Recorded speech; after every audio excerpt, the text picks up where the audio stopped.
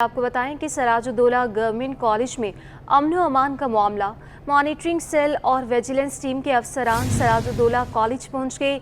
नामालूम अफराद नकल की गर्ज से कॉलेज आ रहे हैं। सिक्योरिटी का मसला हल ना हुआ तो इम्तिहानी सेंटर में पर्चा मुनक्किद नहीं होने देंगे। प्रिंसिपल ने बाइकआउट का इंदिया दे दिया। मज़ीद तफसीलात जानते हैं नुमाइंदे सैयद ज़ुबैर राशिद से। बताइएगा हमें ज़ुबैर।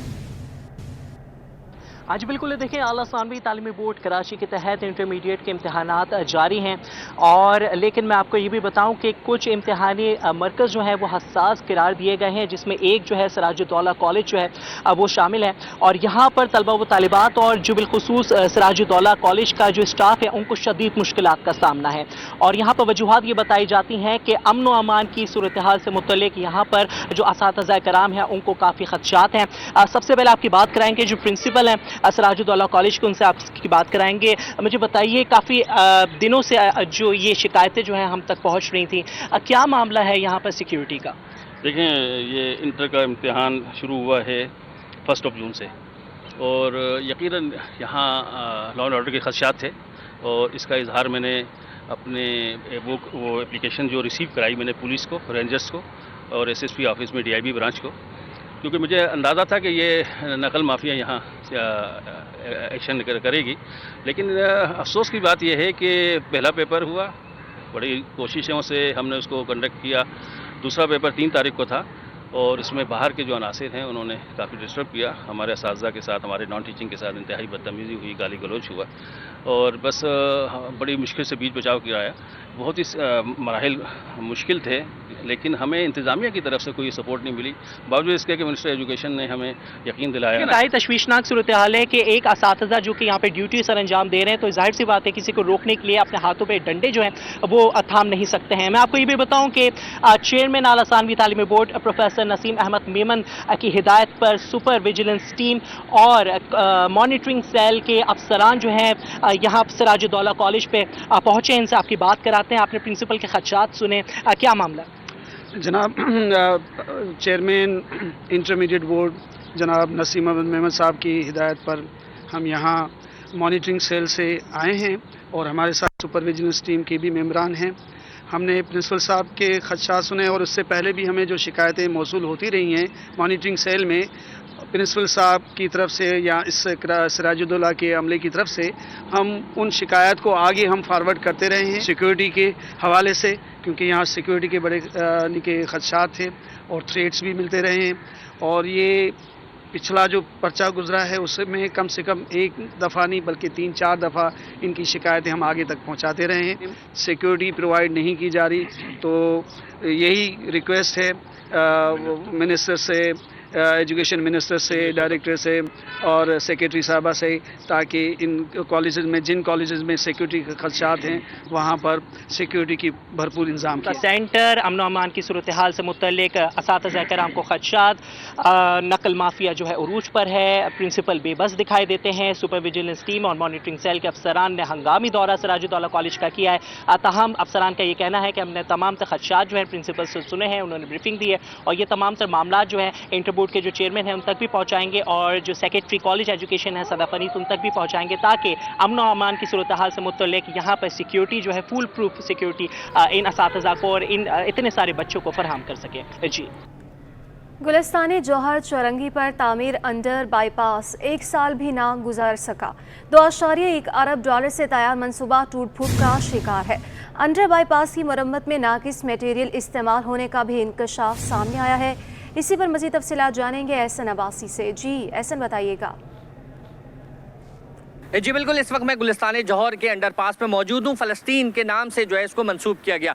इस मंसूबे का इफ्तिताह 21 अगस्त 2023 को पीपल्स पार्टी की आला क़यादत ने किया और मंसूबे की सूरत हाल यह है कि 1 साल भी ये मंसूबा नहीं चल सका और दोबारा से टूट फूट का शिकार हो गया, जिसकी मुरम्मत की जा रही है। मुकम्मल तौर पे 1100 मीटर इसकी लंबाई है अंडरपास की, जिसमें दोबारा से पेवर बिछाए जा रहे हैं। वो जो मटेरियल इस्तेमाल किया गया था वो इंतहाई नाकिस था, जो कि 1 साल भी ना चल सका। सीवरेज का पानी दोबारा से निकल आया, जिसके इंतजाम जो है मंसूबे के आगाज़ में मुकम्मल नहीं किए गए थे और पेवर जो लगाए जा रहे हैं वो 80 mm का पेवर जो है इस अंडरपास में बिछाया जा रहा है और उसकी क्वालिटी अगर हम देखें तो उस पेवर की क्वालिटी ये है कि उसमें कंक्रीट कहीं पे भी क्रश नज़र नहीं आ रहा है, सिर्फ रेत से बना हुआ पेवर है जिसकी PSI भी जो है वो 7000 होनी चाहिए क्वालिटी कंट्रोल के हिसाब से, लेकिन वो भी नज़र नहीं आ रही। जो सीवरेज के हवाले से गुजरगाह छोड़ी गई थी वहाँ पे तमाम पेवर जो है वो ठेकेदार की जानिब से भर दिया गया है। नाकिस मटेरियल का आलम यह है कि पेवर एक रंग का पेवर नहीं है। BOQ जो इस कॉन्ट्रैक्ट का होगा उसमें जो है इस पेवर की जो क्वालिटी बताई गई होगी उसके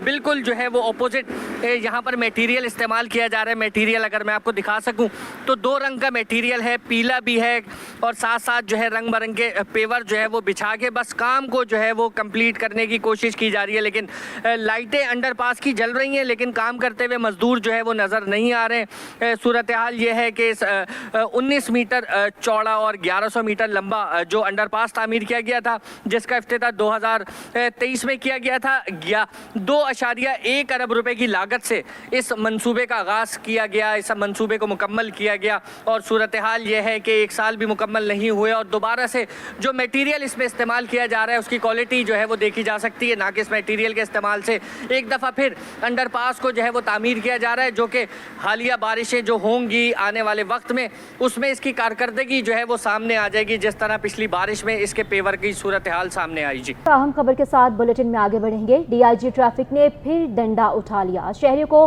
बिला जवाज तंग करने वाले एहलकारों के खिलाफ सख्त एक्शन। 2 एहलकार मुलाजमत से बरतरफ, 7 की 2 साल की सर्विस खत्म कर दी गई। ट्रैफिक पुलिस के 7 एहलकारों को सालाना इंक्रीमेंट रोक दिया गया। मुलाजमत से फारिग होने वालों में एक ASI भी शामिल। ASI एक कांस्टेबल के हमरा गैर कानूनी चेकिंग कर रहा था।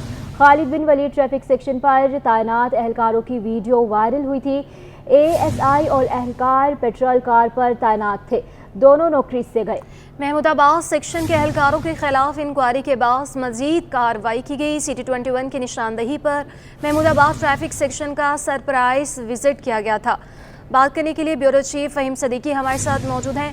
फ़हीम सदीकी, बताइएगा क्या लगता है आपको, इस तरह के माजी में भी इकदाम किए गए थे, एक बार फिर से ये इकदाम किए गए, क्या इससे कोई फ़ायदा होगा?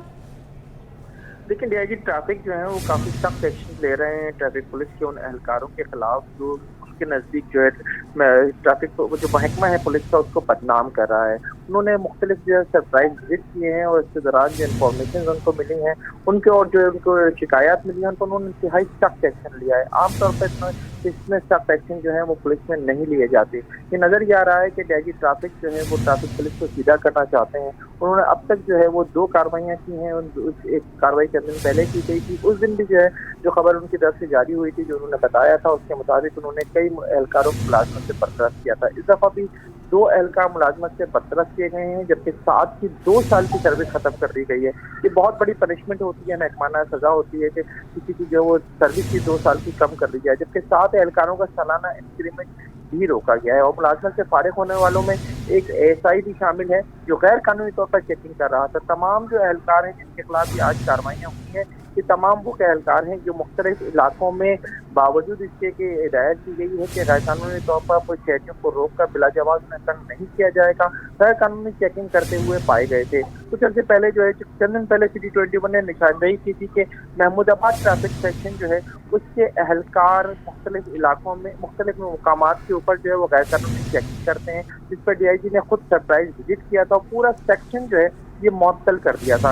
इस सेक्शन पर तैनात अफसरान और एहलकार गैर कानूनी चेकिंग करते हुए पाए गए थे। इसकी बाकायदा तौर पर इंक्वायरी हुई और इंक्वायरी के बाद अफसरान व एहलकारों को महकमाना सजाएं दी गई हैं। इन एहलकारों को जो महमूदाबाद सेक्शन के हैं इसमें 7 एहलकारों की 2 साल की मुलाजमत ही खत्म कर दी गई है।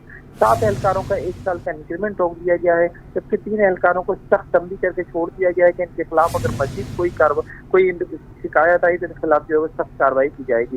इसके अलावा जो कोरंगी ट्रैफिक सेक्शन है उसका एक इंस्पेक्टर भी जो है वो गैर कानूनी चेकिंग करते हुए पकड़ा गया है और DIG ने इस इंस्पेक्टर की 2 साल की सर्विस जो है वो खत्म कर दी है। DIG ट्रैफिक का ये कहना है कि पुलिस को बदनाम करने वालों के खिलाफ ये सख्त कार्रवाई जारी रहेगी। जी, DIG ट्रैफिक की जानिब से कहा गया है कि सख्त कार्रवाइयाँ इसी तरह से जारी रहेंगी। बहुत शुक्रिया ब्यूरो चीफ फ़हीम सदीकी हमारे साथ मौजूद थे। और एंटी करप्शन कॉम्प्लेक्स की तामीर का मंसूबा तातुल का शिकार है। ठेकेदार 10 करोड़ रुपए से लेकर फरार हो गया। महकमे वर्क्स एंड सर्विसेज की मिली भगत के बायस 50 करोड़ रुपए का मंसूबा दरहम बरहम हो गया। एंटी करप्शन कॉम्प्लेक्स की तामीर के दौरान ठेकेदार सिर्फ खुदाई करके 10 करोड़ रुपए वसूल कर गया। महकमे इस्तेदादे बदउनवानी की इमारत का मंसूबा 2023 और 2024 के बजट का मंसूबा है। रवां साल के बजट में मंसूबे के लिए 50 करोड़ से ज़ायद की रकम मुख्तस की गई है। मंसूबे को रवां साल ही मुकम्मल होना था, लेकिन महकमे वर्क सर्विस के अफसरान और ठेकेदार गठजोड़ करके 10 करोड़ रुपए से ज़्यादा रकम निकलवा चुकी है और तामीराती काम रुका हुआ है। महकमे वर्क्स एंड सर्विसेज के जिम्मेदारों का कहना है कि ठेकेदार फरार हो गया है, जिसकी वजह से काम रुका हुआ है।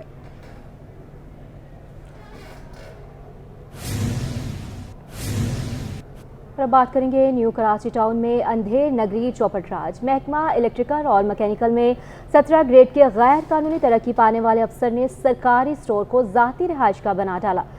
न्यू कराची टाउन में assistant executive engineer M&E Irfan Khan ने स्टोर को रिहाइश का बना लिया। 1 ग्रेड में भर्ती होने वाले इरफान खान ने लंबी छलांग लगाते हुए 17 ग्रेड के गैर कानूनी प्रमोशन भी हासिल कर रखी है। असिस्टेंट एग्जीक्यूटिव इंजीनियर की सरकारी इमलाक पर बनी रिहाइशगाह में 2 AC धड़ल्ले से इस्तेमाल किए जा रहे हैं और बिजली का बिल टाउन इंतजामिया दे रही है। मंजूर नज़र assistant executive engineer Irfan Khan की तनख्वाह से हाउस रेंट की कटौती भी नहीं की जा रही।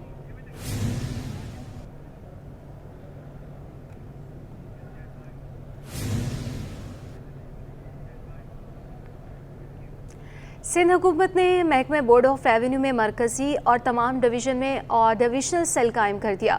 सूबाई मरकजी सेल का सरबराह सेक्रेटरी बोर्ड ऑफ रेवेन्यू को मुकर्रर कर दिया। तमाम 6 डिवीज़न में कायम डिविजनल सेल के सरबराह कमिश्नर्स होंगे। सूबाई और डिविजनल सेल ज़राई इनकम टैक्स की तशख़ीस, महसूलात और वसूली करेगा। डिप्टी कमिश्नर्स को फोकल पर्सन के तौर पर मुकर्रर कर दिया गया है। असिस्टेंट कमिश्नर और मुख्तियारकार ज़राई इनकम टैक्स की वसूली को यकीनी बनाएंगे। डिविजनल कमिश्नर्स रोज़ाना की बुनियाद पर मरकजी सूबाई सेल को रिपोर्ट करेंगे।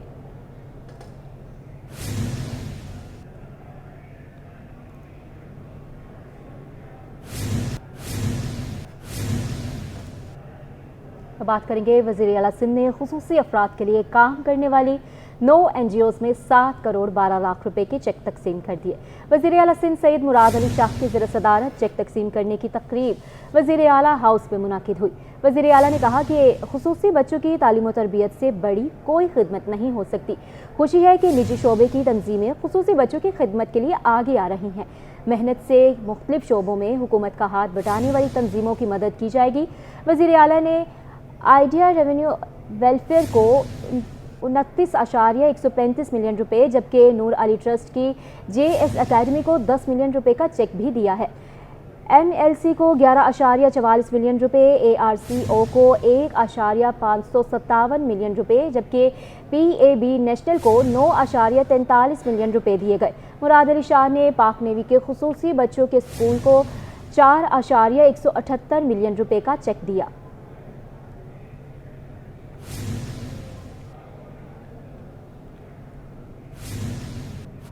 हैदराबाद में सिलेंडर धमाके के मजीद 2 जख्मी सिविल अस्पताल बंस वार्ड में दौरान इलाज दम तोड़ गए। हादसे में जाँ बहक अफराद की तादाद 16 हो गई। अस्पताल इंतजामिया के मुताबिक जाँ बहक होने वालों की शनाख्त 15 साला उमैर और 14 साला अब्बास के नाम से हुई। अब तक जाँ बहक होने वाले अफराद में ज़्यादा तादाद बच्चों की शामिल है, जबकि 7 जख्मी सिविल बंस वार्ड में ज़ेर इलाज है। डॉक्टर्स के मुताबिक ज़ेर इलाज 3 अफराद की हालत अब भी तशवीशनाक है।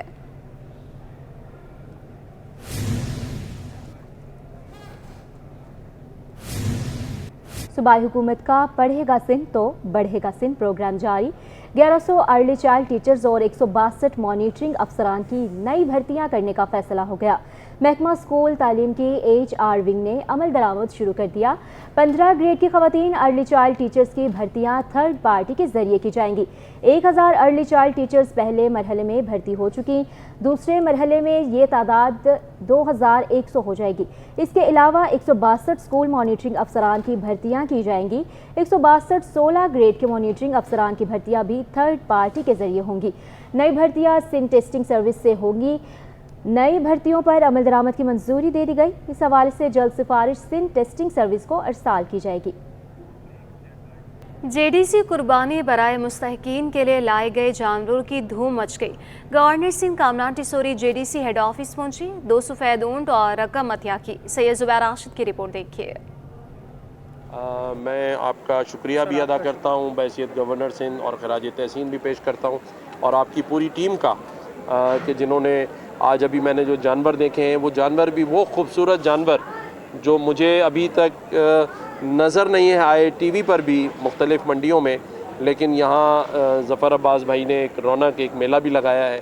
General secretary JDC foundation Zafar Abbas ने बताया कि कुर्बानी का गोश्त ईद के दूसरे रोज तकसीम किया जाएगा। पाकिस्तान में जेडीसी की जानिब से की जाने वाली मुस्तहकीन के लिए सबसे बड़ी कुर्बानी है, जिसमें सैकड़ों ऊँट, सैकड़ों गायें, सैकड़ों बैल, बकरे कुर्बान किए जाते हैं ईद के दूसरे दिन, और बल्कि गवर्नर साहब खुद अपने हाथ से भी आके नहर करते हैं। और ये सारा गोश्त 5-5 किलो ऊँट का गोश्त, गाय का 3 किलो और बकरे का 2 किलो के पैकेट बन के जिस बस्ती में जाते हैं हर घर में दिया जाता है। और आज एक बार फिर गवर्नर सिंध जनाब कामरान खान टिसोरी साहब की जानिब से इस कुर्बानी के लिए कैश भी दिया गया और 2 बड़े सफ़ेद ऊँट दिए गए हैं जो साथ खड़े हैं, जिस पे हम गवर्नर साहब का शुक्रिया भी अदा करते हैं। जेडीसी हेड ऑफिस आमद पर गवर्नर सिंध को ज़फ़र अब्बास की जानिब से फूलों का गुलदस्ता पेश किया गया। शहरियों की बड़ी तादाद ने गवर्नर के साथ सेल्फियां भी बनवाई। कैमरामैन जानशेर बलोच के साथ Syed Zubair Rashid, city 21। Polio virus की बात करें तो पोलियो वायरस फिर से सर उठाने लगा है। कराची के 3 अजला में माहौलियाती नमूनों में पोलियो वायरस की तस्दीक हुई। हुकाम के मुताबिक साउथ, ईस्ट और कोरंगी में वायरस पाया गया। मज़ीद तफसीलात जानेंगे मीर कीरियो से, जो इस वक्त एमरजेंसी ऑपरेशन सेंटर के कोऑर्डिनेटर इरशाद अली सोढर के साथ मौजूद हैं। मीर, बताइएगा। जी बिल्कुल, सिंध भर के मुख्तलिफ अजला में माहौलियाती नमूनों से जो है पोलियो वायरस के जो केसेस की तस्दीक हो रही है। कराची के साउथ, ईस्ट और कोरंगी समेत जो दीगर अजला है वहाँ से भी जो है माहौलियाती नमूनों से पोलियो वायरस की जो है केसेस की तस्दीक हो रही है।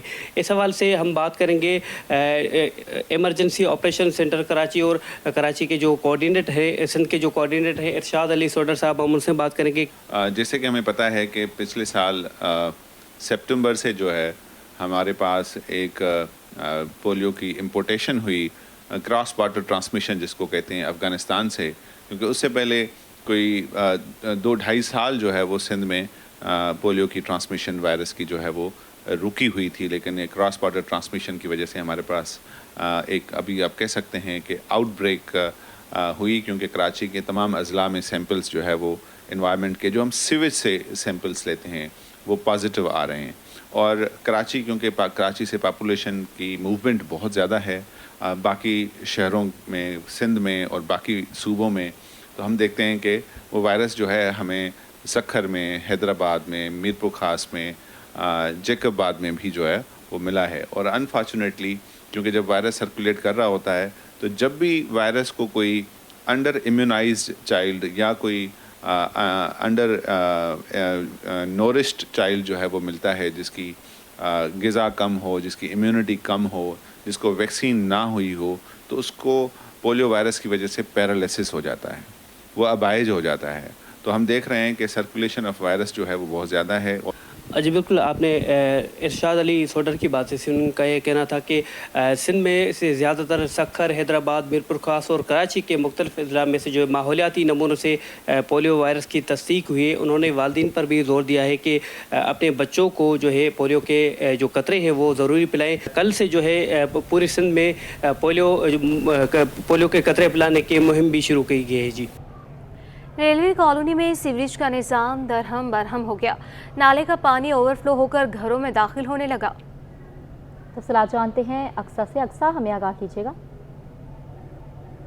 Railway colony Karachi cantt station के बैक साइड जहां पर इंजन की सफाई होती है वहां पर मौजूद हूं, और जैसा कि मेरा कैमरामैन अगर इस वक्त आपको दिखा सके कि जहां पर मैं मौजूद हूं, यहां पर ये जो नाला बना हुआ है ये 10 फुट गहरा है। इसको क्यों बनाया गया है और 10 फुट गहरे नाले को ऐसे बना के छोड़ दिया गया है, इसकी क्या वजूहत हैं?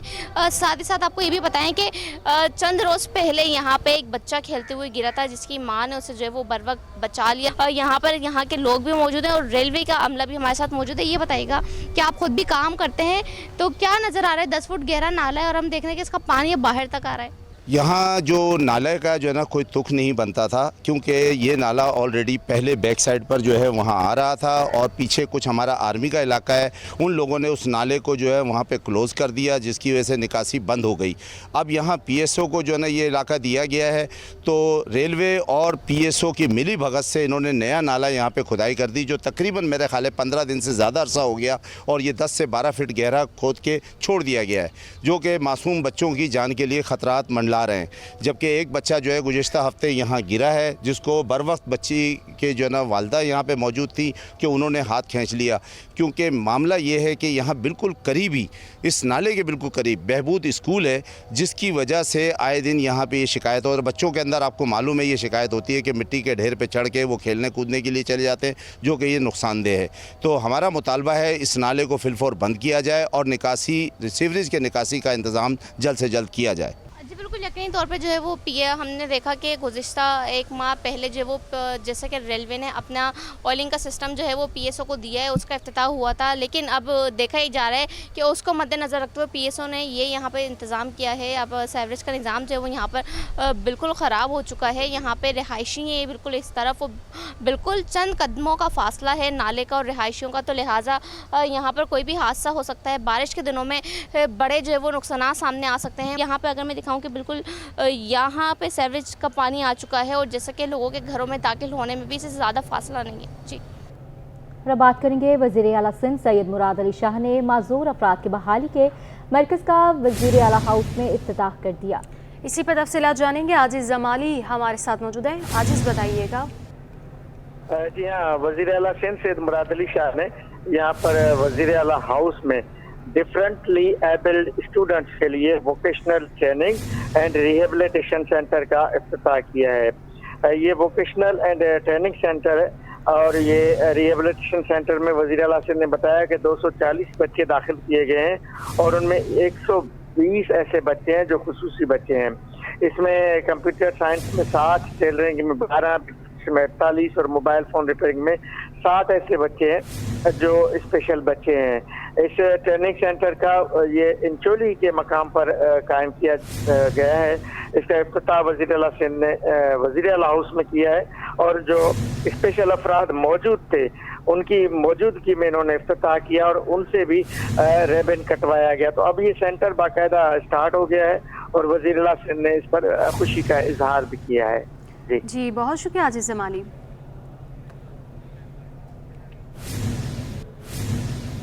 डिफेंस फेज 2 स्ट्रीट नंबर 12 में फायरिंग से शहरी जाम बहक। रेस्क्यू हुकाम के मुताबिक जाम बहक शहरी की शनाख्त आतिफ अलवानी के नाम से हुई है। लाश को कानूनी कार्रवाई के लिए अस्पताल मुंतकिल कर दिया गया है। जी हाँ, ये वाक़या पेश आया डिफेंस फेज 2 स्ट्रीट नंबर 12 में, जहाँ फायरिंग से शहरी जाम बहक हुआ। रेस्क्यू हुकाम के मुताबिक जाम बहक शहरी की शनाख्त आतिफ अलवानी के नाम से की गई। लाश को कानूनी कार्रवाई के लिए अस्पताल मुंतकिल कर दिया गया है। अस्पताल मुंतकिल कर दिया गया है लाश को कानूनी कार्रवाई के लिए। बता रहे हैं आपको यहाँ पर अहम खबर है, डिफेंस फेज 2 स्ट्रीट नंबर 12 में फायरिंग से शहरी जाँ बहक हो गया। रेस्क्यू हुकाम के मुताबिक जाँ बहक शहरी की शनाख्त आतिफ अलवानी के नाम से हुई है। लाश को कानूनी कार्रवाई के लिए अस्पताल मुंतकिल कर दिया गया। डिफेंस फेज 2 स्ट्रीट नंबर 12 में फायरिंग से शहरी जाम बहक हो गया। रेस्क्यू हुकाम के मुताबिक शहरी की शनाख्त हो गई, आतिफ अलवानी के नाम से हुई है और लाश को कानूनी कार्रवाई के लिए अस्पताल मुंतकिल कर दिया गया। इसी पर तफसीलात जानेंगे। कामरान मिन्हास हमारे साथ मौजूद हैं। कामरान बताइएगा, ये वाक़या कब पेश आया और किसने शहरी का कत्ल किया, कुछ शनाख्त हो सकी? जी बिल्कुल, ये डिफेंस फेज 2 स्ट्रीट नंबर 12 में जो है फायरिंग का वाक़या पेश आया है। इसमें जो एक शख्स जो कार पर सवार था आतिफ अलवानी, उससे 2 मोटरसाइकिल सवारों ने फायरिंग की है जिससे वो हलाक हो गया है। इब्तदाई तौर पर बताया जा रहा था कि डकैती तजामत का वाक़या है, लेकिन एसएसपी साउथ अजीत सजोई का इस हवाले से कहना है कि मोटरसाइकिल हमलावरों ने जो फायरिंग की है उनकी सीसीटीवी फुटेज हासिल कर दी जा रही है और मुमकिन तौर पर जो है ये फायरिंग का वाक़या किसी ज़ाती दुश्मनी का शनाख्ताना भी हो सकता है। जो मकतूल है उसकी लाश को जो है जिना अस्पताल पहुंचा दिया गया है। आतिफ अलवानी के नाम से इसकी शनाख्त हुई है और वहाँ पर जो है इसका पोस्टमार्टम किया जा रहा है, जबकि जाए वक़्त पर एसएसपी साउथ साजिद सजोई भी पहुँच गए। मौके से जो है शवाहिद इकट्ठे किए जा रहे हैं और पुलिस का कहना है कि जल्द से जल्द जो है में मुलव्विस जो मुल्जिमान हैं उनको गिरफ्तार कर लिया जाए। जी बहुत शुक्रिया कामरान मिन्हास। कारोबार की दुनिया से खबर देंगे आपको। कारोबारी हफ्ते के दूसरे रोज पाकिस्तान स्टॉक एक्सचेंज में मंदी का रुझान देखा गया। 100 इंडेक्स में 713 पॉइंट्स की कमी हो गई। तफसीलात आयास राना से जानेंगे। जी बिल्कुल, आज कारोबारी हफ्ते का दूसरा रोज है। आज सुबह से ही हमने देखा मार्केट के अंदर जो एक प्रेशर बिल्डअप था और उसका जो तसलसल है वो आगे बढ़ता हुआ हमने देखा और मार्केट के अंदर हमने 700 से ज़ायद पॉइंट्स जो है वो माइनस होते हुए देखे। शहरियार बट से जानते हैं, शहरियार हमारे साथ मौजूद हैं। शहरियार, आज के दिन कल भी हमने देखा मार्केट नेगेटिव थी, आज का दिन भी अच्छे खासे पॉइंट्स मार्केट पे आ रहे हैं। जो रिकॉर्ड हाई पे जारी थी मार्केट, अब रिवर्स गेयर लगा है। क्या वजूहत बन रही है, क्यों इतना मोहतात हैं सरमाए? देखिए, हमने देखा था रिसेंट सर्च जो बाजार में आया, हमने देखा लास्ट मंथ अराउंड 4000 के करीब मार्केट में पॉइंट्स इजाफा देखने में आया था। फिर साथ साथ हम देख रहे थे कि 76,100 एक रेजिस्टेंस जोन बन रही है मार्केट की। मार्केट वहां से बार बार पलट रही थी, 2 से 3 बार वहां सेलिंग सप्लाईज हमने देखी है वहां से मार्केट में आते हुए। उसके बाद मार्केट कंटिन्यू डाउन साइड के ऊपर कुछ नजर आ रही है।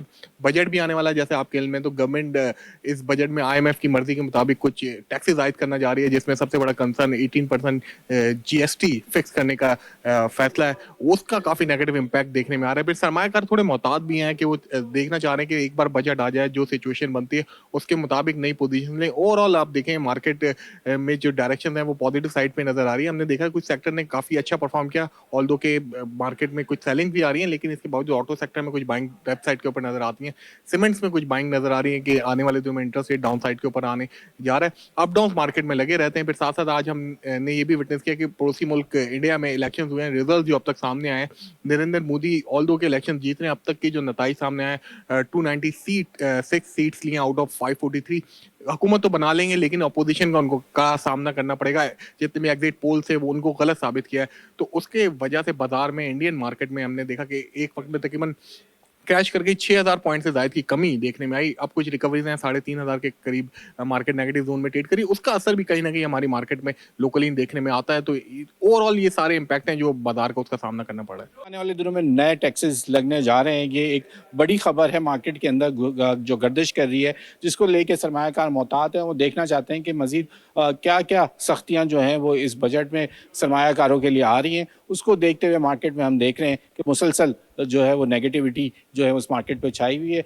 देखते हैं कि बजट किस तरीके से मार्केट को सपोर्ट करेगा या मार्केट दोबारा नीचे की तरफ जाती हुई हमें दिखेगी।